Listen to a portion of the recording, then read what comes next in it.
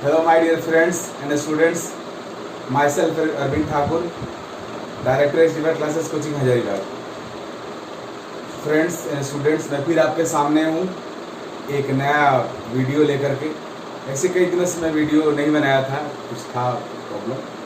अब मैं आइसोमेरिज्म का जो नेक्स्ट मोस्ट इम्पॉर्टेंट पार्ट है जिसको हम बोलते हैं कन्फर्मेशन, वो मैं आपसे डिस्कस करूँगा. इससे पहले मैं आप सबसे tautomerism means structure isomerism, after that geometrical isomerism को कम्प्लीटली डिस्कस कर चुका हूँ. अब नेक्स्ट है कन्फर्मेशन. कन्फर्मेशन बहुत ज़्यादा स्कोपिक आइसोमेरिज्म नहीं है like geometrical and optical, but still it is very very important. और किस तरह से इंपॉर्टेंट है, कैसे क्या है, उस चीज़ को मैं आपसे डिस्कस करूँगा. आप इत्मीनान से मेरी बात सुनो, एक एक चीज़ आपको समझ में आ जाएगा. स्टार्ट करते हैं conformation. First of all, what is conformation? Conformation का डेफिनेशन होता है rotation of a compound about a carbon carbon single bond is called conformation. Conformation का डेफिनेशन हुआ rotation of a compound about carbon carbon single bond is called conformation. And all compounds arises, all structures arises after rotation are called conformers. Means rotation of a compound about a carbon carbon single bond is called conformation, and all geometries, all compounds arises after rotation are called conformers. यह हमारा conformation का definition है. Conformation भी stereo isomerism का एक part है. सो conformation का भी डेफिनेशन वैसे ही होगा. जितने भी किसी कंपाउंड के जितने भी कन्फॉर्मर्स होंगे, all conformers have same structures. They have only difference in spatial distance between two particular groups, nothing else. This isomerism is developed due to rotation of a compound about a carbon-carbon single bond. So conformation basically alkane में होता है और alkane substituted जो compounds होते हैं उसमें होते हैं. तो कन्फर्मेशन को डिस्कस करने से पहले मैं थोड़ा सा आपको बता दूं रोटेशन का मतलब क्या है. यहाँ पे rotation about carbon single bond का मीनिंग क्या है. तो आप देखो जी, मैं सबसे स्मॉलेस्ट अल्केन में इथेन ले रहा हूँ. This is ethane. इस कार्बन कार्बन सिंगल बॉन्ड के अबाउट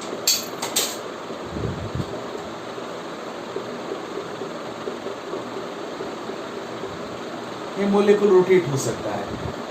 ऐसी चीज मैं क्लियर बता दूं, यहाँ पे जो रोटेशन होता है वो रोटेशन नहीं होता है, एक्चुअल टॉर्शन होता है. अब टॉर्शन एक नया टर्म आ गया. टॉर्शन का मतलब होता है, टॉर्शन का मतलब होता है एटन. जैसे मान लो मार्कर है और मार्कर के अब एक एंड को मैं पकड़ा हूँ, दूसरे को मैं घुमा रहा हूँ, तो इस पूरे मार्कर के अंदर एक टेंशन क्रिएट होगा, इसको हम लोग टॉर्शन बोलते हैं. जैसे यहाँ पे आप देख रहे हो ये हैंकी है, कपड़ा है, इसके एक एंड को मैं पकड़ लिया हूँ, दूसरे को घुमा रहा हूँ, ऐसे घुमा रहा हूँ. ऐसे घुमाने से क्या होगा, जैसे इसे घूम रहा है इसके अंदर एटम पड़ रहा है जिसको हम लोग टॉर्शन बोलते हैं. और इसी टॉर्शन को यहाँ पर हम लोग स्टडी करते हैं. मीन्स यहाँ पे हम लोग टॉर्शन करते हैं मोलेकुल को कार्बन कार्बन सिंगल बॉन्ड के अबाउट, उसके अंदर टॉर्शन डेवलप होता है और इस टॉर्शन की वजह से उसके टू ग्रुप के बीच का डिस्टेंस चेंज होता है और डिफरेंट ज्योमेट्री डेवलप होता है, डिफरेंट कॉन्फॉर्मर्स डेवलप होता है, डिफरेंट मोलेकुल डेवलप होता है जिसके पास स्पेशल अरेंजमेंट अलग अलग होता है, जिसको हम लोग कॉन्फॉर्मर्स बोलते हैं. तो यहाँ भी टॉर्शन होगा, मीन्स एटन होगा. जिस तरह से आप देख रहे हो कि एटन क्रिएट करने के लिए हम लोग ये जो हमारा ये कपड़ा है, ये क्लॉथ जो है डस्टर, इसके एक एंड को मैं हिंद के हूँ पकड़ा हूँ और दूसरे एंड को घुमा रहा हूँ, इससे इसके अंदर एटन क्रिएट हो जिसको हम टॉर्शन बोलते हैं. अगर हम लोग दोनों ही एंड को, पूरे कपड़ा को अगर ऐसे ऐसे घुमाओ, कितना हो घुमाते रहो आप, इससे कोई टॉर्शन क्रिएट नहीं होगा, इसके अंदर कोई टेंशन डेवलप नहीं होगा. उसके लिए ज़रूरी है एक एंड को आप पकड़े रखिए, दूसरे एंड को घुमाइए, या दोनों एंड को अपोजिट डायरेक्शन में घुमाइए, तब डेवलप होगा टॉर्शन. वही टॉर्शन यहाँ पर होता है. वैसे कार्बन का means a molecule is free to move around about carbon single bond, but it is not correct. Carbon carbon single bond के अराउंड कंपाउंड रोटेट होने के लिए फ्री नहीं रहता है। यहाँ पे रोटेशन फ्री नहीं रहता है, यहाँ भी कुछ ना कुछ एनर्जी का रिक्वायरमेंट होता है। उस एनर्जी को अवेलेबल करने के बाद ही मोलिक्यूल कार्बन और सिंगल बॉन्ड के अबाउट रोटेट हो सकता है। But this energy is very very less. I think we know that if at room temperature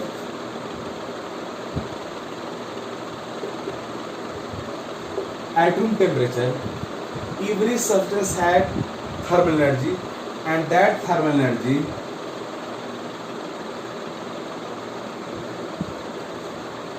is directly proportional to absolute temperature. जब हम लोग प्रोसिडी साइन को रिमूव करते हैं तो थर्मल एनर्जी का वैल्यू इक्वल होता है KT के। ये हुआ कांस्टेंट एंड टी टेम्परेचर, ये यहाँ पे बोल्ट्जमैन कांस्टेंट है। ऐसे हम लोग कैसे बेटर है R यहाँ पे रखते हैं RT, thermal energy is equal to RT।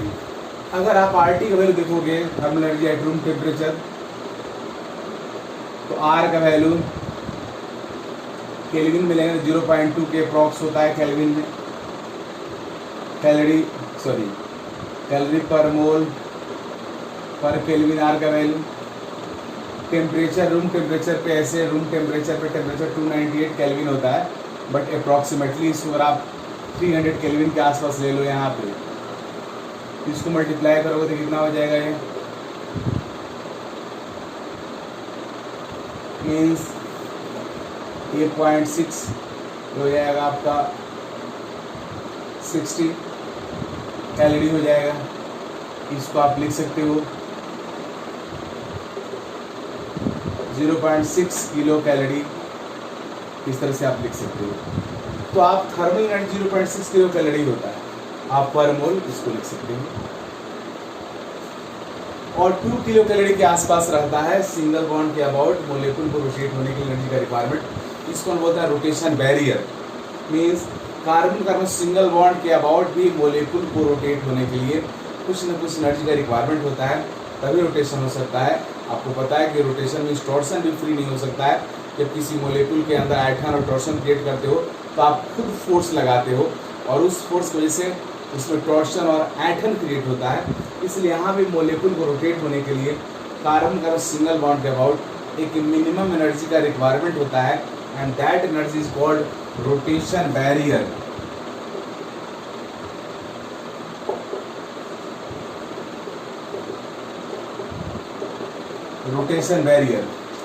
Rotation barrier का डेफिनेशन होता है, it is minimum energy required to just rotate a molecule about carbon bond.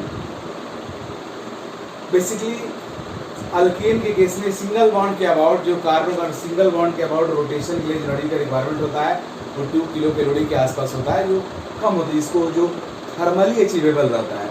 Almost molecules have 0.6 kilo calorie energy पर मोल, उसके पास थर्मल एनर्जी रहता है। और thermal energy rotation barrier में बहुत ज़रा फर्क यहाँ नहीं होता है। सिंगल बॉन्ड के लिए रोटेशन बैरियर के 2 किलो कैलोरी के आसपास होता है, इसलिए अचीवेबल रहता है। सो कोई भी मोलिक्यूल कार्बन और सिंगल बॉन्ड के अबाउट रोटेट हो सकता है। हाँ, अलग बात है कि डिफरेंट मोलिक्यूल के केस में रोटेशन बैरियर वैल्यू डिफरेंट होता है कि कार्बन में जो ग्रुप्स लगे हुए हैं, यहाँ पे तीनों हाइड्रोजन है, अगर वो चेंज हो गए तो रोटेशन बैरियर बदल जाएगा। बट अब तक जो मैं डिस्कशन किया उसमें मैं आपको बताया कन्फर्मेशन क्या है। आई अगेन रिपीट कन्फर्मेशन का डेफिनेशन होता है rotation of a compound about a carbon bond is called conformation, and all isomers developed after rotation are called conformers. Next point is carbon single bond के about यहाँ जो rotation होता है वो actual में टॉर्सन रहता है, रोटेशन नहीं रहता है, टॉर्सन होता है। टॉर्सन के लिए रूम टेम्परेचर पे टॉर्सन के लिए जो एनर्जी का रिक्वायरमेंट होता है कार्बन सिंगल बॉन्ड के अबाउट वो 2 किलो कैलोरी के आसपास होता है। रूम टेम्परेचर पे किसी मोलिक्यूल के पास जो एनर्जी होता है जिसको हम लोग थर्मल एनर्जी बोलते हैं, थर्मल एनर्जी RT की इक्वल होता है, और RT अप्रॉक्सीमेटली 0.6 किलो कैलोरी पर मोल होता है। इसका मीनिंग यह हुआ कि थर्मल एनर्जी एंड रोटेशन जो एनर्जी का रिक्वायरमेंट है कार्बन सिंगल बॉन्ड के अबाउट रोटेट होने के लिए मोलिक्यूल को, उसमें डिफरेंस बहुत ज़्यादा नहीं है, इसलिए कार्बन सिंगल बॉन्ड के अबाउट मोलिक्यूल रोटेट हो सकता है। इसके लिए हम लोग को मतलब कोई बहुत बड़ा प्रॉब्लम नहीं होगा, क्योंकि एनर्जी स्टेबल है, तो वो एनर्जी एटमॉस्फेयर एनर्जी मिल जाता है और मोलिक्यूल रोटेट हो जाता है। लेकिन डिफरेंट मोलिक्यूल्स के को रोटेट होने के लिए जो एनर्जी का रिक्वायरमेंट होता है वो डिफरेंट होता है, जिसको हम लोग रोटेशन बैरियर के टर्म से पढ़ते हैं। रोटेशन बैरियर का डेफिनेशन होता है, it is minimum energy required to just rotate a compound about a particular carbon carbon bond. और डिफरेंट के लिए डिफरेंट होता है। कार्बन कार्बन सिंगल बॉन्ड के अबाउट रोटेशन के लिए जो रोटेशन बैरियर होता है वो बहुत कम होता है, इसलिए जनरली कहा जाता है कि कार्बन कार्बन सिंगल बॉन्ड के अबाउट रेस्ट्रिक्टेड रोटेशन होता है। सम एनर्जी प्रोवाइड करने के बाद किसी भी तरह से एनर्जी मिल जाता है और मोलिक्यूल रोटेट हो सकता है। तो इस कार्बन कार्बन सिंगल बॉन्ड के अबाउट मोलिक्यूल खुद ब खुद रोटेट करता है और रोटेट हो सकता है। इस रोटेशन को हम बोलते हैं कॉन्फॉर्मेशन। अब रोटेशन बैरियर की बात हुई। अब रोटेशन बैरियर में मैं बताया कार्बन कार्बन सिंगल बॉन्ड के अबाउट मोलिक्यूल रोटेट हो सकता है, but carbon carbon double bond के अबाउट मोलिक्यूल का रोटेशन पॉसिबल नहीं है। कार्बन का डबल बॉन्ड के अबाउट मोलिक्यूल रोटेट नहीं हो सकता है। यहाँ पे रोटेशन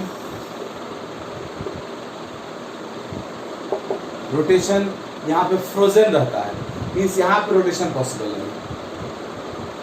इसके पीछे रीजन है कार्बन और डबल बॉन्ड वो रोटेशन पॉसिबल है क्योंकि यहाँ पे रोटेशन बैरियर जो होता है, मीन्स रोटेशन के लिए जो मिनिमम एनर्जी का रिक्वायरमेंट होता है वो वेरी हाई होता है।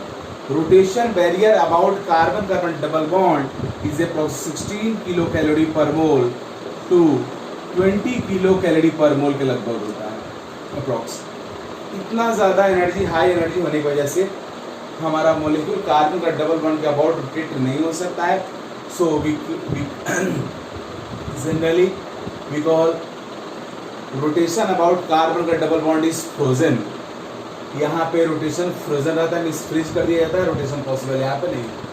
अब पॉइंट है कि ऐसा क्यों नहीं होता है, इसकी क्या रीज़न है? इसके रीज़न एक तो ये बताया जाता है कि जहाँ भी डबल बॉन्ड है कार्बन बीच में, एक बॉन्ड सिग्मा है, one bond is sigma and other bond is pi, and sigma and pi bonds are perpendicular to each other. You know, sigma bonds are formed by linear overlapping of atomic orbitals.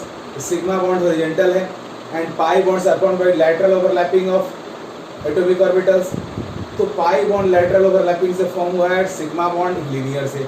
तो sigma bond के ऊपर pi bond होता है, means sigma bond अगर ऐसे दिखाओगे तो pi bond इसके परपेंडिकुलर आता है, जिसकी वजह से यहाँ पे डबल बॉन्ड का अबाउट रोटेशन नहीं हो सकता है। तब तक रोटेशन नहीं हो सकता है जब तक कि पाई बॉन्ड ब्रेक ना हो जाए। इसीलिए यह रोटेशन बड़े इतना हाई है भी, अगर इसको रोटेट करना चाहोगे तो तब तक मोलिक्यूल रोटेट नहीं करेगा जब तक कि पाई बॉन्ड ब्रेक ना हो जाए। पाई बॉन्ड अगर ब्रेक हो जाता है फिर मोलिक्यूल सिग्मा बॉन्ड और सिंगल बॉन्ड के अबाउट रोटेट हो सकता है और उसमें रोटेशन पॉसिबल है। That's why rotation barrier is very high in the case of carbon carbon double bond. तो क्लियर हो गया, कार्बन का डबल बॉन्ड के अबाउट रोटेशन नहीं होगा, टॉर्सन नहीं होगा, क्योंकि रोटेशन बैरियर बहुत ज़्यादा होता है। लेकिन अगर यह कार्बन डबल बॉन्ड में डबल बॉन्ड कैरेक्टर अगर कम हो जाए, ये कैसे हो सकता है जी? तो through resonance we know that we can delocalise electrons of pi bond through resonance. अगर डबल बॉन्ड के पास अगर पाई बॉन्ड रेजोनेंस में इन्वॉल्व होना शुरू हो गया तो रोटेशन बैरियर कम होने लगेगा, क्योंकि रेजोनेंस में इन्वॉल्व होने की वजह से उसके पास डबल बॉन्ड कैरेक्टर कम होने लगेगा और फिर उसका रोटेशन बैरियर डिक्रीज होने लगेगा। इससे अगर रोटेशन बैरियर की बात किया जाए, रोटेशन बैरियर और हमसे पूछा जाए इथीन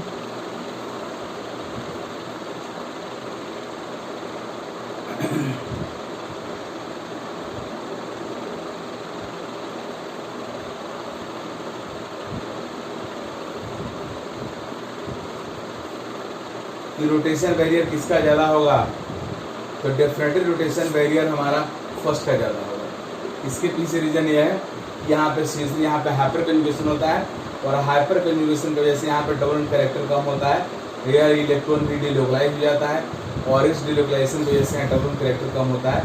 डबल बॉन्ड कैरेक्टर कम होने की वजह से यहाँ पे रोटेशन बैरियर बढ़ जाता है। इसलिए कार्बन डबल बॉन्ड का और रोटेशन की बात किया जाए तो इसमें रोटेशन बैरियर ज़्यादा होगा, इसमें रोटेशन बैरियर कम होगा। अगर इस तरह का कंपाउंड है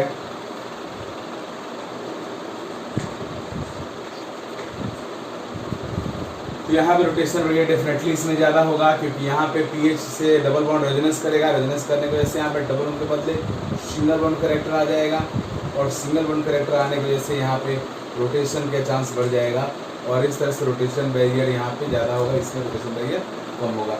मीन्स डबल बॉन्ड जिसके अबाउट आप रोटेशन कराने के बारे में सोच रहे हो, उस डबल बॉन्ड के अबाउट डबल बॉन्ड रेजोनेंस में अगर इन्वॉल्व होगा तो rotation barrier about that double bond will decrease, and जितना ज़्यादा डीलोकलाइजेशन होगा उसके प्रोपोर्शनेट उसका रोटेशन बैरियर में डिक्रीमेंट होगा। ओके,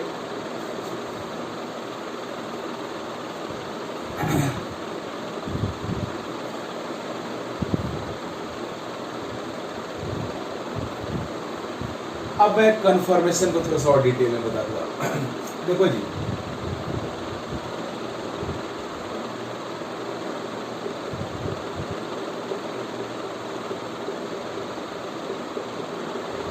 ये इथेन है, इसको कार्बन कार्बन सिंगल बॉन्ड के अबाउट रोटेट करना है। रोटेशन से जितना भी कॉन्फॉर्मर्स डेवलप होगा, जितने भी स्ट्रक्चर डेवलप होंगे, जितने भी ज्योमेट्री डेवलप होंगे, सबको हम लोग इसका कॉन्फॉर्मर्स बोलेंगे। अब कितना सा हो सकता है, तो यह मोलेक्युल 3 डायमेंशनल है, because both carbon are sp3 hybridized and you know sp3 hybridized molecules are tetrahedral.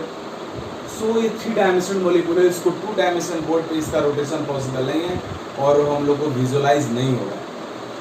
तो साइंटिस्टों ने इस 3 डायमेंशनल मोलेक्युल का 2 डायमेंशनल रिप्रेजेंटेशन दिया, जिसको हम बोलते हैं न्यूमैन प्रोजेक्शन और न्यूमैन रिप्रेजेंटेशन।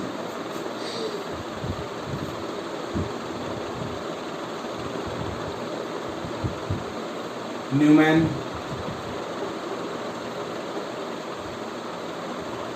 प्रोजेक्शन और न्यूमैन रिप्रेजेंटेशन। न्यूमैन में आप डबल एंड दे भी सकते हो और छोड़ भी सकते हो, दोनों ही अलाउड है। न्यूमैन प्रोजेक्शन और न्यूमैन रिप्रेजेंटेशन। न्यूमैन रिप्रेजेंटेशन एक 3 डायमेंशनल मोलेक्युल का 2 डायमेंशनल रिप्रेजेंटेशन है। जैसे यहाँ पे आप देखो, ये इथेन है,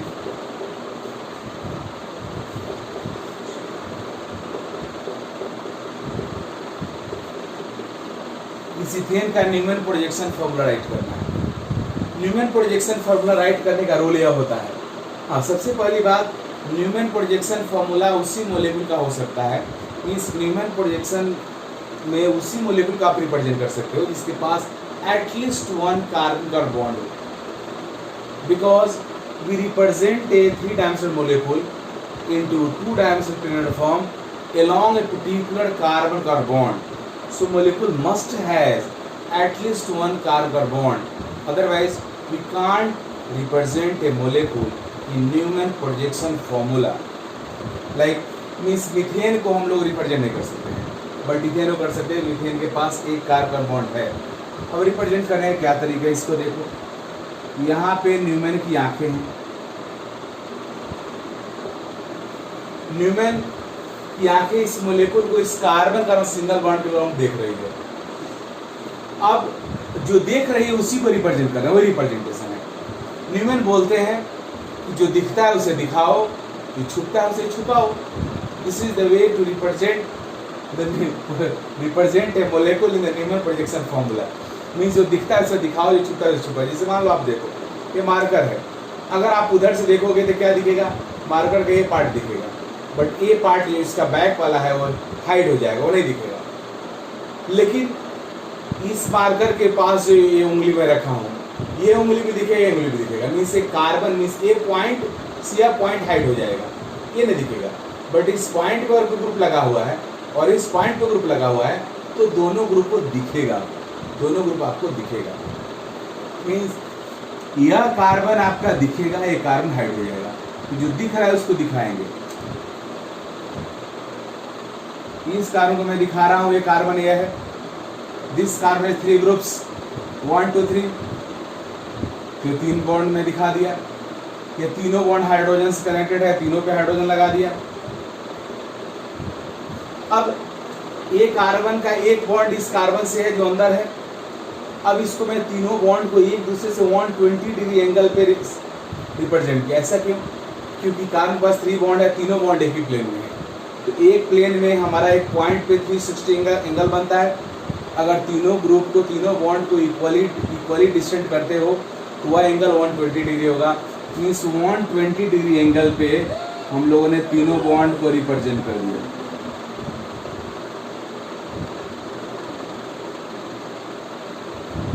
रिप्रेजेंट हो गया। अब लेकिन एक कार्बन इसके पीछे है जो हिडन है, जो दिख नहीं रहा है, तो इसके पीछे है, तो उस कार्बन को हम लोग नहीं दिखाएंगे। बट एक कार्बन हाइड हो गया है, बट कार्बन से कनेक्टेड जो 3 ग्रुप्स है ये तो दिखेगा। तो न्यूमन के अकॉर्डिंग दिखता है उसे दिखाओ। तो जो हिडन कार्बन है उस कार्बन ग्रुप को दिखाने के लिए हम लोग यहाँ पे सर्कमफ्रेंस डाल देंगे, सर्कल डाल दिया और इस सर्कल पे 3 ग्रुप्स में दिखा दूंगा। अब सर्कमफ्रेंस डाल दिया, इसमें 3 बॉन्ड है, तीनों बॉन्ड को हम लोग यहाँ भी 120 डिग्री एंगल से सेपरेट कर देंगे। यह तीनों ही ग्रुप हाइड्रोजन है, सो H इस तरह से आप देख रहे हो कि हम लोगों ने इसका न्यूमन प्रोजेक्शन फॉर्मूला है। क्या आप इसको 120 को आप नहीं दिखा सकते हो, सबको पता है। अभी जैसे मैं आपको बताया कि तीनों बॉन्ड एक दूसरे से इक्वली सेपरेटेड है, इक्वली डिस्टेंट है, that's why the angle will be 120 degree. This is complete angle will be 120 degree. This angle will be 60 degree. Right? This is Newman representation of ethane. Similarly, we can represent propane like this.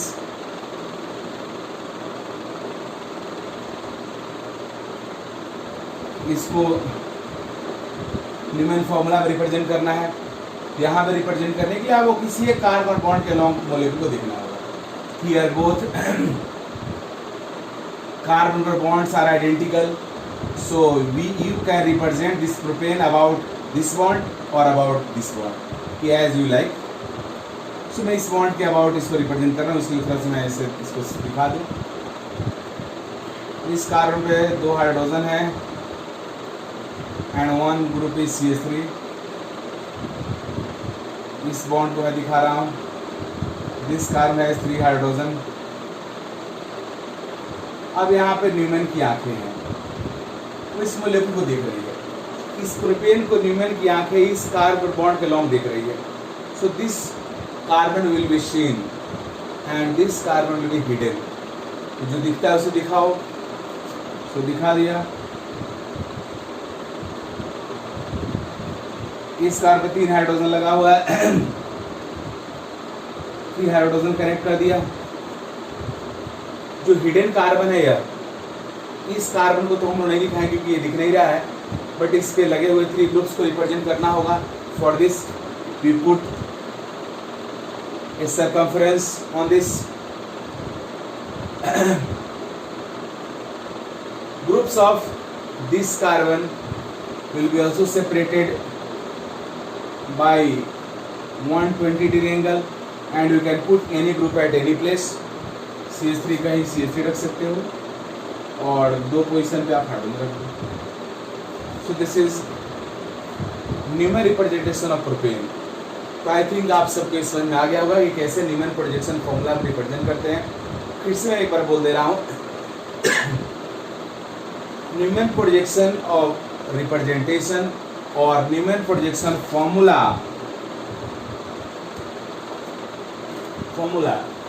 is a 2-dimensional representation of 3-dimensional molecule. We can only represent those molecules in Newman projection formula which have at least one carbon-carbon bond, because Newman projection formula gives representation of a molecule along a particular carbon-carbon bond.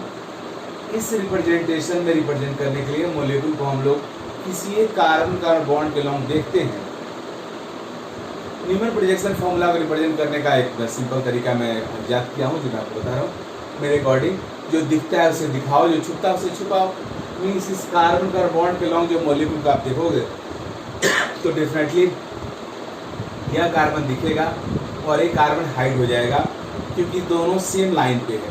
Like this, ये marker को आप देखो, यह carbon, ये point आपको दिखेगा तो ये इसका जो पीछे वाला टिप है, जो पॉइंट है वो हाइड हो जाएगा, जस्ट इसके रेक्टेंगुलर मीन्स इसी लाइन के पॉइंट पे ये भी पॉइंट है, सो यह पॉइंट दिखेगा तो इससे हाइड हो जाएगा।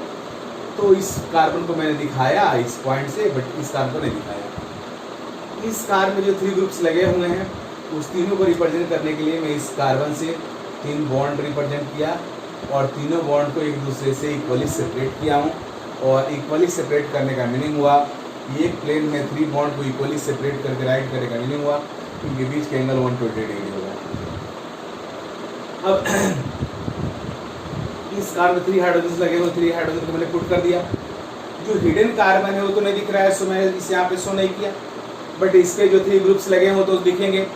तो उनको रिप्रेजेंट करने के लिए इसी कार्बन को सेंटर मान करके सरकमफ्रेंस में डाल दिया इसके ऊपर, और उस सरकमफ्रेंस पे मैं 3 बॉन्ड दिखा दिया और उस तीनों बॉन्ड को भी 120 सेपरेट कर दिया।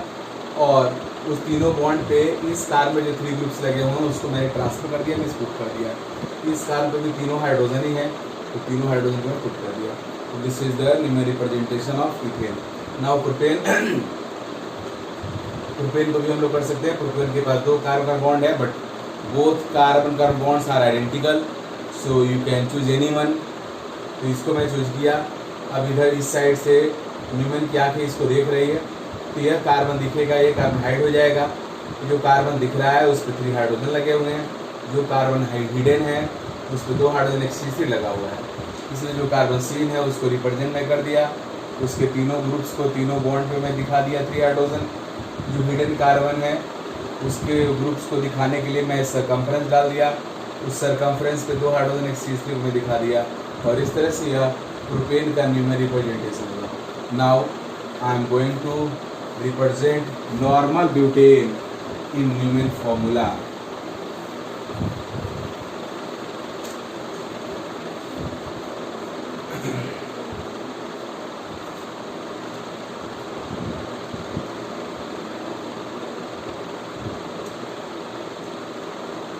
N-butane. N-butane has 2 carbon bonds and both are different. Like 1, 2, 3, 4. Here C1C2 bond or a C2C3 bond. And both bonds are different. So we can represent normal butane. We can represent normal butane about C1C2 or C2C3. तो मैं C2C3 के about represent कर रहा हूँ. Representation, numeric representation.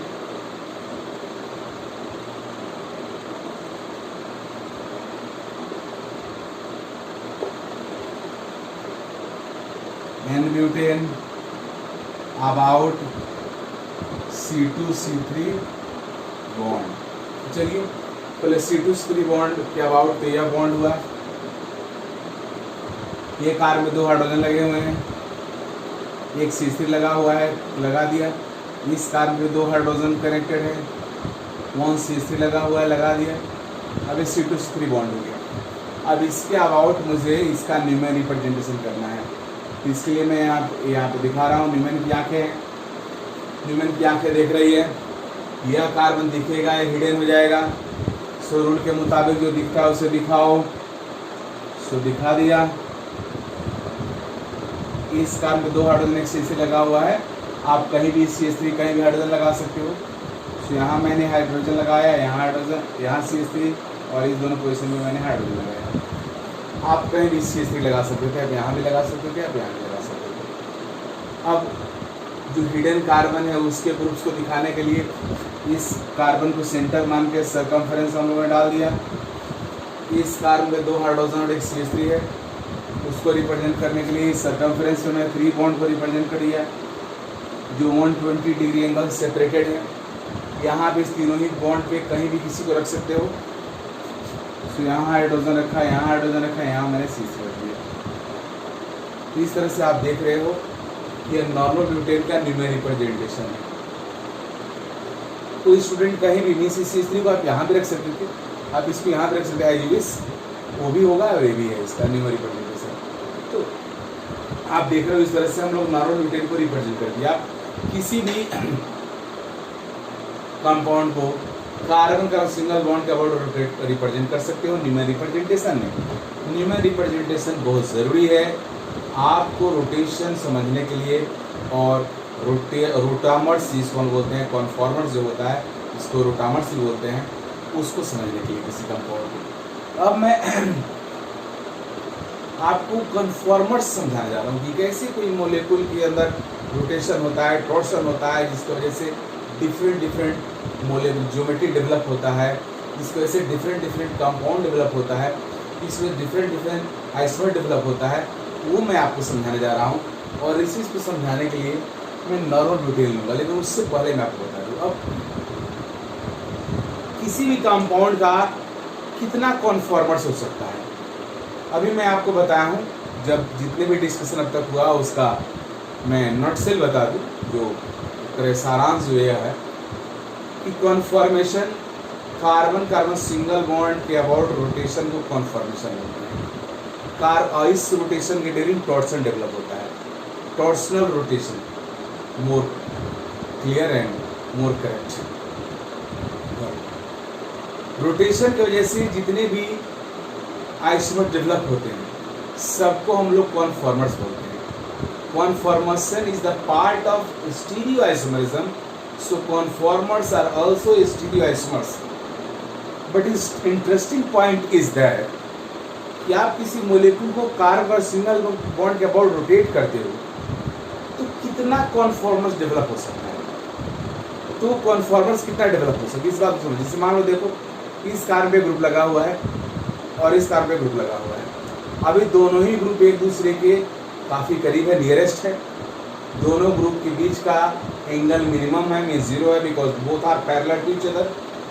इनके बीच का distance minimum है। इनके बीच का एंगल डाइहेड्रल वर्ड को I will clear in later, but right now इनके बीच का एंगल 0 है, मिनिमम है। अब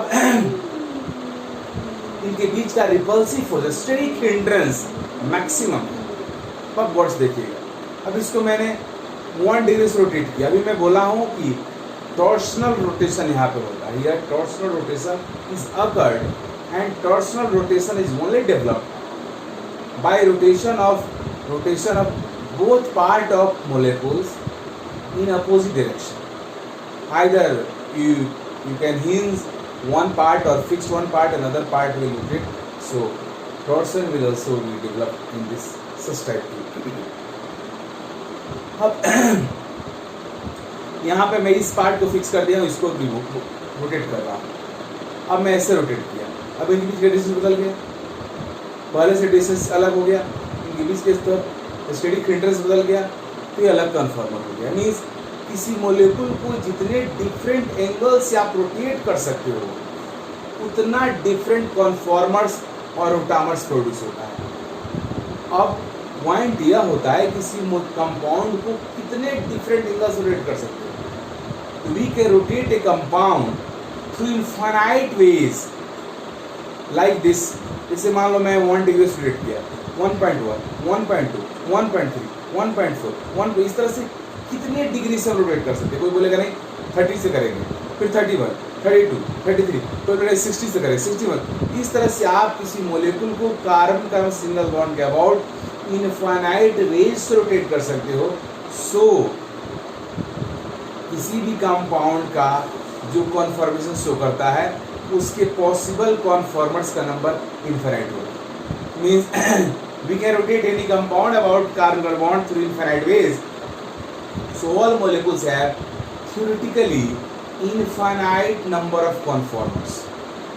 अब infinite number of conformers होने का मतलब यह हुआ कि अब हम लोग conformers को stereoisomers के नंबर में काउंट नहीं कर सकते हैं, because mathematically we know, physically ये समझ में आता नहीं हम लोग को। किसी भी नंबर में अगर इन्फाइनाइट ऐड कर दोगे तो मीनिंगलेस हो जाएगा, फिर इन्फाइनाइट हो जाएगा। सो जैसे ही आप कॉन्फॉर्मर्स के नंबर को ऐड करोगे तो टोटल स्टेरियोइसोमर्स का नंबर इन्फाइनाइट हो जाएगा और वो मीनिंगलेस हो जाएगा। यही वजह है कि कॉन्फॉर्मेशन स्टीरियोआइसोमरिज्म का पार्ट होने के बावजूद कॉन्फॉर्मर्स के नंबर को स्टीरियोआइसोमर्स के नंबर में काउंट नहीं करेंगे, because every compounds have possible infinite conformers, because number of conformers depends upon number of ways through a molecule can be rotated। और किसी मोलेकुल को आप इन्फाइनाइट तरीका से रोटेट कर सकते हो तो उसके पास इन्फाइनाइट नंबर ऑफ कॉन्फॉर्मर्स हो सकता है। इसलिए कन्फॉर्मर्स को हम लोग स्टीरियो आइसोमर्स के नंबर में काउंट नहीं करेंगे। ये मैं आपको बता दिया। अब ये तो क्लियर हो गया, कन्फॉर्मर्स को स्टीरियो आइसोमर्स के नंबर में काउंट नहीं करेंगे। बट कन्फॉर्मेशन होता कैसे, इसको समझना जरूरी है।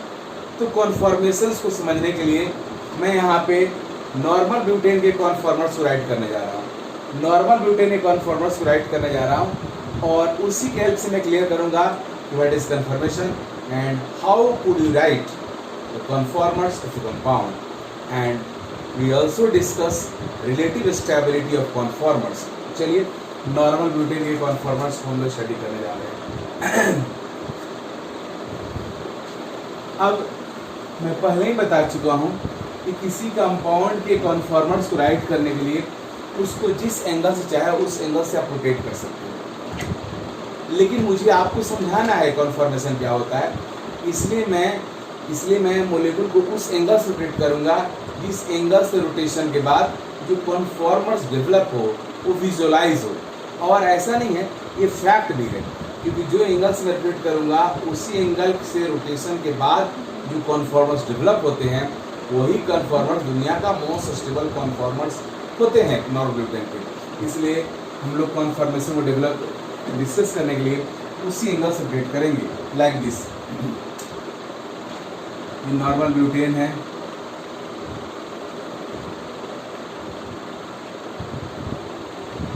नॉर्मल ब्यूटेन के दोनों कार्बन में 2 हाइड्रोजन, एक CH3 है।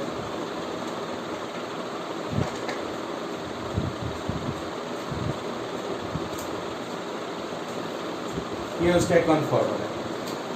अब मैं बता चुका हूँ कि पूरा एंगल 120 डिग्री है, तो यह एंगल 60 डिग्री होगा, 60 डिग्री होगा। तो यहाँ पे हम लोग मॉलिक्यूल को 60 डिग्री एंगल से रोटेट करेंगे। ऐसा करने से होगा क्या कि हम लोग को जो कन्फॉर्मर्स बनेगा उसका क्लियरिटी ज़्यादा और ज़्यादा क्लियरली समझ में आएगा। तो रोटेशन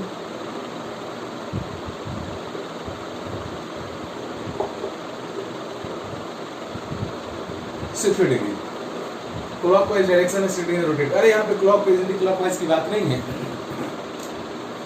मैं पहले ही बता चुका हूँ कि टॉर्सन क्रिएट करने के लिए आपको 2 रोटेट करना होगा। आइदर आप मॉलिक्यूल के बोथ एंड को अपोजिट डायरेक्शन में आप रोटेट कराओ, या वन एंड को फिक्स करो और दूसरे को रोटेट कराओ। जैसे मान लो अभी यहाँ पे इनके बीच का एंगल 0 है, फिर ऐसे कर दिया 90 हो गया, फिर ऐसे कर दिया 180 हो गया, फिर ऐसे कर दिया 270 हो गया, फिर ऐसे कर दिया, फिर कितना हो गया 0 हो गया।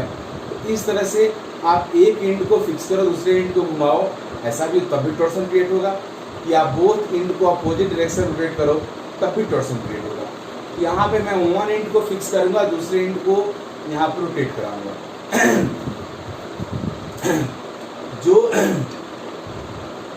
जो कार्बन सीन है उसको मैं फिक्स रखूंगा और जो कार्बन हिडन है उसके ग्रुप्स को मैं यहाँ पर रोटेट करा रहा हूँ।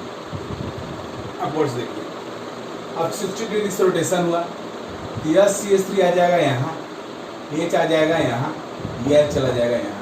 तो अगला कन्फॉर्मर सिया होगा।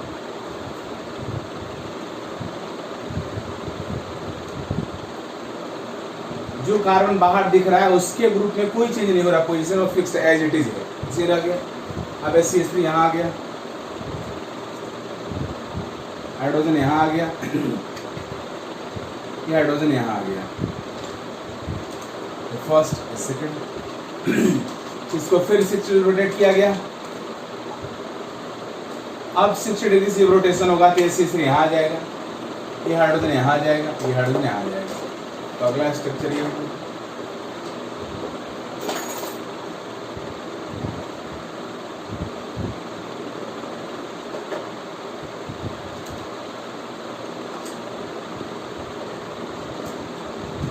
और फिर 60 डिग्री से रोटेट किया गया।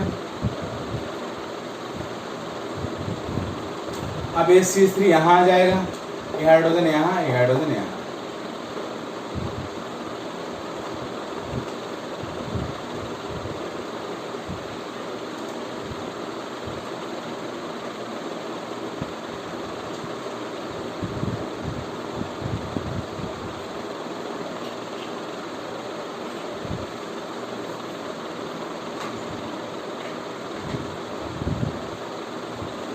360 डिग्री रोटेट किया गया, ये CH3 आ जाएगा यहाँ, ये हाइड्रोजन यहाँ, ये हाइड्रोजन यहाँ।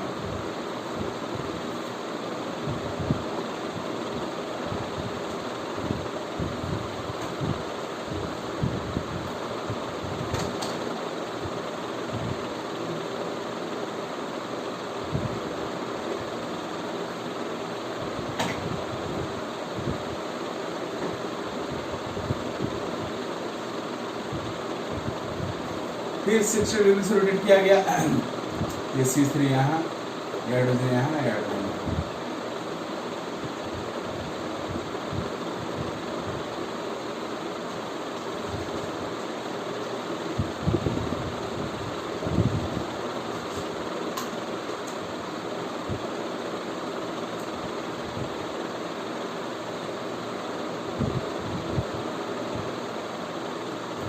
फिर 60 डिग्री से रोटेट किया गया, this geometry this conformation this isomeric develop, CH3 यहाँ आ गया, हाइड्रोजन यहाँ आ गया, हाइड्रोजन यहाँ आ गया। तो इस तरह से आप देख रहे हो 360 डिग्री से मुझे रोटेट किया, जब इस मॉलिक्यूल को 360 डिग्री से रोटेट किया तो उस रोटेशन के बाद ये सारे आइसोमर्स और कॉन्फॉर्मर्स डेवलप हुए। ये सब के सब हमारे नॉर्मल ब्यूटेन के कॉन्फॉर्मर्स हैं, जब उनको 60 डिग्री से रोटेट करते हैं तब डेवलप हुए हैं। इसी पे मैं सब कुछ आपको समझाऊंगा। अब जितने भी कॉन्फॉर्मर्स यहाँ पे हैं, उस कॉन्फॉर्मर्स में मोस्ट स्टेबल कौन है, स्टेबिलिटी इनका क्या है। तो यहाँ पे कॉन्फॉर्मर्स के स्टेबिलिटी के लिए रिस्पॉन्सिबल है ओनली स्टैटिक हिंड्रेंस, क्योंकि यहाँ पे ग्रुप के बीच का रिलेटिव डिस्टेंस चेंज होता है, उसके अलावा कुछ भी चेंज नहीं होता। तो यहाँ पे CH3 बल्कि ग्रुप है, सबसे बड़ा ग्रुप है, उन्हीं के बीच में स्टैटिक हिंड्रेंस सबसे ज़्यादा लगेगा। तो जहाँ पे CH3 के बीच का डिस्टेंस सबसे ज़्यादा होगा, जहाँ पे CH3 के बीच का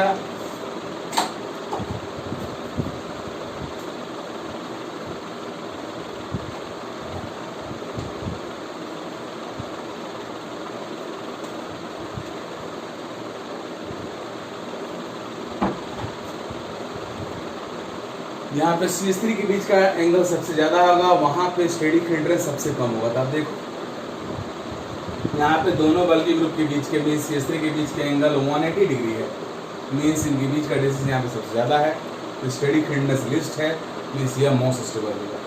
इस कॉन्फॉर्म को बोलते हैं एंटी फॉर्म, क्योंकि दोनों ही जो फॉर्म है, दोनों बल्कि ग्रुप है, एक दूसरे के एंटी पोजिशन पे मीन्स अपोजिट, ये मोस्ट स्टेबल है, जिसको हम लोग स्टैगर्ड फॉर्म बोलते हैं।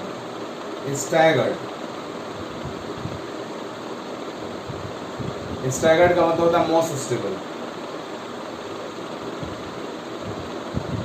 यह मोस्ट स्टेबल होता है, most stable conformer of normal butane. अब लिस्ट स्टेबल कौन होगा, तो नेचुरली है, जहाँ पे स्टैटिक हिंड्रेंस हाईएस्ट होगा। आप देखिए यहाँ पे दोनों बल्कि ग्रुप एक दूसरे के पैरेलल है, दोनों बल्कि ग्रुप एक दूसरे के काफी करीब है।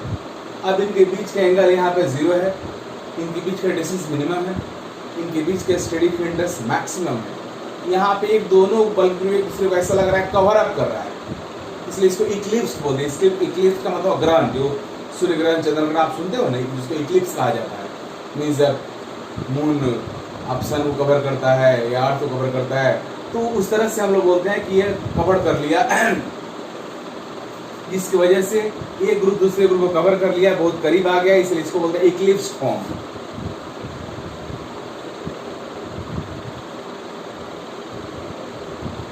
इक्लिप्स फॉर्म ये लीस्ट स्टेबल होता है, लीस्ट स्टेबल। अब इसके अलावा आप 4 और 6 को देखो, ये दोनों भी इक्लिप्स्ड है, बट यहाँ पे बल्कि ग्रुप के साथ एक छोटा हाइड्रोजन ग्रुप है, जबकि सेकंड में दोनों बल्कि ग्रुप एक दूसरे काफी करीब था। तो 6 और 4 और 6 कौन होते हैं, सेमी इक्लिप्स।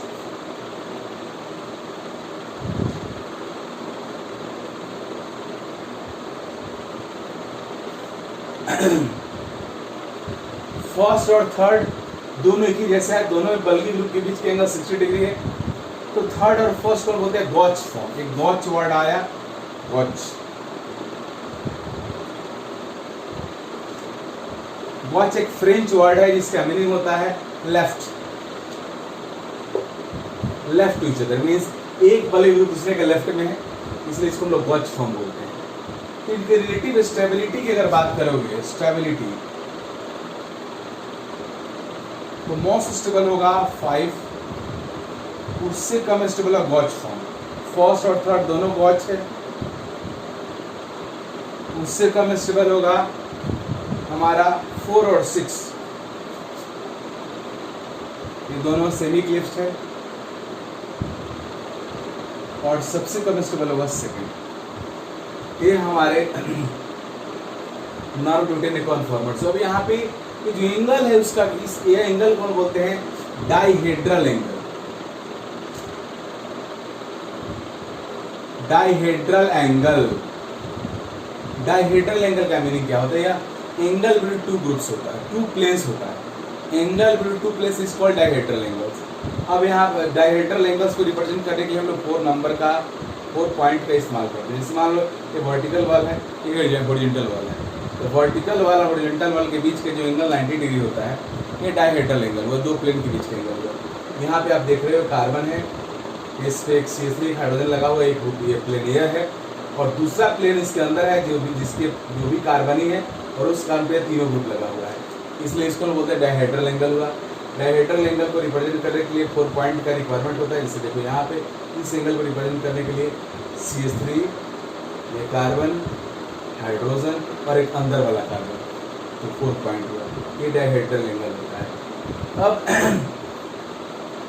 नॉर्मल ब्यूटेन के सारे कॉन्फॉर्मर्स हुए। Practically normal butane almost nature में, अगर नॉर्मल ब्यूटेन जो आपको मिलता है उसको अगर आप ऑब्जर्व करोगे तो ऑलमोस्ट वो एंटी फॉर्म और गॉज फॉर्म में रहता है। एक्सपेरिमेंटली हम लोग को पता चला है कि एंटी फॉर्म का जो मोल फ्रैक्शन होता है वो आपका गॉज फॉर्म ये मतलब 82% के आसपास होता है और गॉज फॉर्म का 18% के आसपास होता है। इसका मीनिंग हुआ कि गॉज और एंटी फॉर्म को छोड़ करके रेस्ट जितने भी कॉन्फॉर्मेंट्स होते हैं नॉर्मल ब्यूटेन के, उनका परसेंटेज 0 के आसपास होता है, बहुत कम होता है। This normal butane almost exists in its antiform and gauge form. Okay, this is conformation and conformers of normal butane.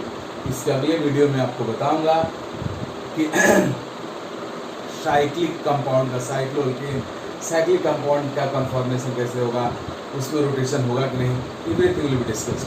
लेकिन उससे पहले इस वीडियो को कंक्लूड करने से पहले एक पॉइंट और मैं यहाँ पर मेंशन करना चाहूँगा कि नॉर्मल ब्यूटेन के जो कॉन्फॉर्मर्स है, एक आपका है एंटी फॉर्म जिसको स्टैगर्ड फॉर्म बोलते हैं, दूसरा इक्लिप्स फॉर्म है। ये मोस्ट स्टेबल है, लेस स्टेबल है। ये मोस्ट स्टेबल और लेस स्टेबल कॉन्फॉर्मर्स के बीच में जितने भी कॉन्फॉर्मर्स होते हैं, जैसे गॉज है, जैसे इक्लिप्स है, सबको हम लोग एक साथ बोलते हैं एस्क्यू कॉन्फॉर्मर्स बोलते हैं।